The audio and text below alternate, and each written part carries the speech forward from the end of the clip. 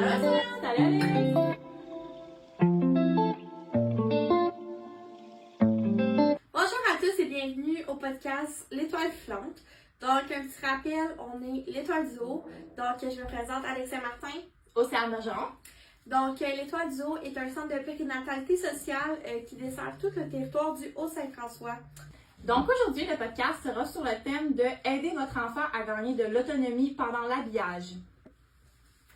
On va commencer avec un tableau. On va vous mettre, on fait un screenshot du tableau dans la vidéo.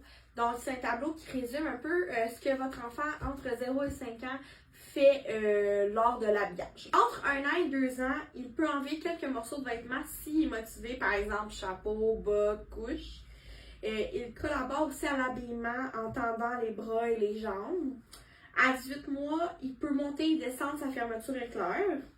Il essaie de s'habiller seul, mais cela reste très difficile pour lui et peut occasionner des petites frustrations. Entre 2 ans et 3 ans, on peut observer qu'il peut enlever ses souliers, ses bas, son pantalon s'il est détaché. Il déboutonne des gros boutons, il met ses chaussettes, il reconnaît le devant de ses vêtements, il met son manteau, son chandail ou sa chemise et il met ses chaussures. On enchaîne avec la section 3-4 ans.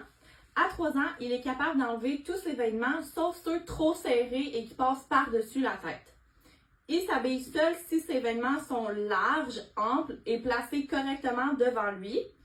Il attache ses vêtements se fermant à l'aide d'agrafes ou de boutons. Il détache complètement la fermeture éclair de son blouson. Et après, entre 4 et 5 ans, il s'habille et se déshabille seul. Il attache les boutons et les boucles de ceinture et de sandales. Il commence à faire des nœuds. À 5 ans aussi, il peut attacher les petits boutons sur le devant des vêtements et il reconnaît le devant et le derrière de ses vêtements. On doit dire aussi que ça, c'est selon un développement optimal standard. Donc, c'est un petit peu pour vous donner un peu des idées pour savoir où est-ce que votre enfant se situe. Donc, on va vous montrer un peu comment on peut aider les enfants à acquérir des habiletés lors de l'habillage. C'est simple, les enfants adorent apprendre par le jeu. Donc, on va vous poser plusieurs petites idées, activités simples au quotidien que vous allez pouvoir expérimenter pour stimuler l'habillage. Donc, première idée d'activité qu'on peut faire soit à la maison ou même dans un milieu de garde, c'est faire un coin de déguisement. Fait qu'on peut mettre le linge du quotidien, les vieux costumes. Donc, le but, c'est simple, c'est que l'enfant apprenne à s'habiller, se déshabiller tout en jouant. Une autre idée d'activité, ça peut être de transformer l'activité en bricolage. Donc, on peut sortir un dessin d'un bonhomme avec des vêtements. On peut inviter l'enfant, premièrement, à colorier les vêtements à sa manière. Et par la suite, tout dépendant de l'âge de l'enfant, on peut aussi l'inviter à venir découper les vêtements. Donc, comme ça le pratique un petit peu, puis ça lui apprend la notion de chandail, pantalon, bas. La période d'habillement est une activité en soi, donc c'est important là, de le mettre dans votre routine. Donc, on n'a pas besoin de se casser la tête avec plein d'activités. Donc, on fait juste donner le temps à son enfant de s'habiller. Il faut garder en tête qu'il est important de faire vivre des réussites à son enfant. Donc, plus qu'on fait pratiquer l'enfant, plus qu'on a de chance qu'il soit plus habile à pratiquer son habillement. Par la suite, on va vous donner quelques trucs de comment aider votre enfant à s'habiller seul au quotidien à travers la routine. Donc, le premier truc de base, c'est que dès son plus jeune âge, vous pouvez décrire à votre enfant ce que vous faites. Fait que même un jeune bébé, on a l'impression qu'il ne comprend pas trop ce qui se passe, mais de lui nommer « Hey, on va mettre le chandail, on va mettre les pantalons, on va le zipper », bien, déjà là, dans sa tête, ça va commencer à assimiler ce vocabulaire-là. Donc, par la suite, quand il va grandir, ça va être quelque chose de déjà acquis pour lui. Petit rappel, ayez des attentes réalistes envers votre enfant. Un autre truc, c'est de commencer par lui montrer à se déshabiller en premier parce que c'est beaucoup plus facile pour l'enfant de, par exemple, enlever son bas que de le mettre. Par la suite, un autre truc, c'est que vous pouvez lui faire choisir des vêtements. Comme ça va faire contribuer l'enfant à son autonomie et aussi il va être fier d'avoir choisi ces morceaux-là et de les porter par la suite.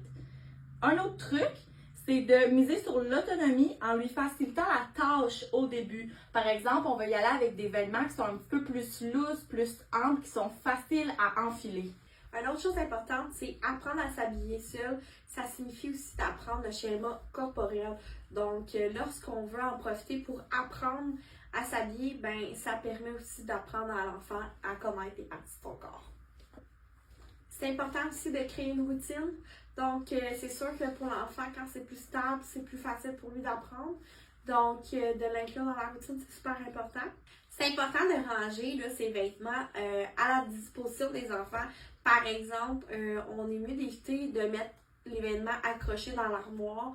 On est mieux d'utiliser là, des meubles pour qu'il puisse aller chercher les vêtements par lui-même. Fait qu'on veut vraiment gagner d'autonomie. C'est important de penser à planifier du temps devant soi quand on veut pratiquer notre enfant sur l'habillement. Pourquoi? C'est qu'on ne veut pas presser notre tout petit à s'habiller. Donc, peut-être de le prévoir 20 minutes avant votre temps idéal pour l'habillement. Comme ça, votre enfant a le temps de s'habiller. C'est aussi important de lâcher prise. Donc, même si votre enfant ne met pas nécessairement son vêtement comme que vous voudriez qu'il mette, c'est vraiment important de le féliciter. Donc, le lâcher prise, c'est vraiment important. Donc, tant que votre enfant vit des réussites, puis plus tard, inquiétez-vous pas, à ses 18 ans, il saura très bien comment s'habiller. Donc, c'est vraiment important d'avoir beaucoup de patience lorsqu'on pratique tout ça avec son enfant dans le quotidien. Donc, on a des outils concrets à vous présenter aujourd'hui. Donc, inquiétez-vous pas, on va mettre un screenshot là, en dessous de nous pour que vous puissiez vraiment bien voir nos outils. Donc, ici, on a une feuille qu'on plastifie.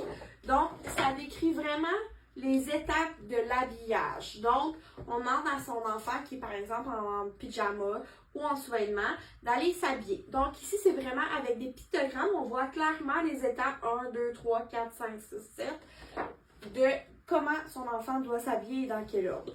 Donc, ça peut être un petit rappel qu'on met à côté de son tiroir de vêtements dans sa chambre. Donc, c'est important vraiment de regarder cette affiche-là en premier avec votre enfant, ensuite de laisser à côté de sa commode, puis ensuite, votre enfant va pouvoir venir se repérer là, où est-ce qu'il est rendu là, dans les étapes. On comprend bien qu'on ne peut pas commencer cette affiche-là lorsque l'enfant a 2 ans, par exemple. Donc, on va vous montrer d'autres astuces aussi là, pour tous les autres âges. Donc, voici une idée d'activité pour pratiquer la notion des vêtements avec les enfants. Donc ça, justement, comme que Alex a parlé, on a des idées aussi pour les plus petits quand on n'est pas rendu à cette étape-là encore. Donc, ça peut être tout simplement avec des velcro qu'on va venir inviter l'enfant à venir placer les vêtements au bon endroit sur le bonhomme. Comme ça lui explique la notion des parties du corps, comme qu'on a parlé plus tôt, mais aussi des vêtements et de où est-ce qu'ils vont, ces vêtements-là. Comme ça, le tout petit, ben, il a une idée de cette notion-là, puis par la suite, quand il va développer son autonomie, il va être capable de le faire sur lui-même. Donc, cet outil-là que je vais vous présenter, en fait, c'est les étapes de l'habillement pour l'hiver, en fait. Donc, ici, on voit que toutes les étapes sont mises avec des numéros. Mais ce qui est fun aussi, c'est qu'avant que votre enfant se fie à cette image-là, si on peut venir pratiquer les étapes avec son enfant. Fait qu'on peut le faire en premier comme un jeu, une activité. Puis ensuite, on l'intègre dans la routine. On le place, par exemple, où est-ce que votre enfant s'habille. Ou par exemple, si c'est à la garderie, on le met dans le vestiaire avec les étapes en rétro. Et on peut, là, toujours avant de venir s'habiller, revalider les étapes de l'habillement. Donc, comme ceci, il va être mis en dessous de nous en photo. Donc, ça, c'est tous des outils qu'on peut personnaliser pour votre enfant. Donc, si jamais ça vous intéresse, là, vous allez pouvoir nous contacter. Aussi, à la fin de notre podcast, vous allez voir une idée de comment on peut mettre un manteau à un enfant. Donc, comment le faire pratiquer pour qu'il puisse être capable de mettre son manteau toute seule. Donc, vous allez voir une vidéo d'un enfant qui va faire cette étape-là.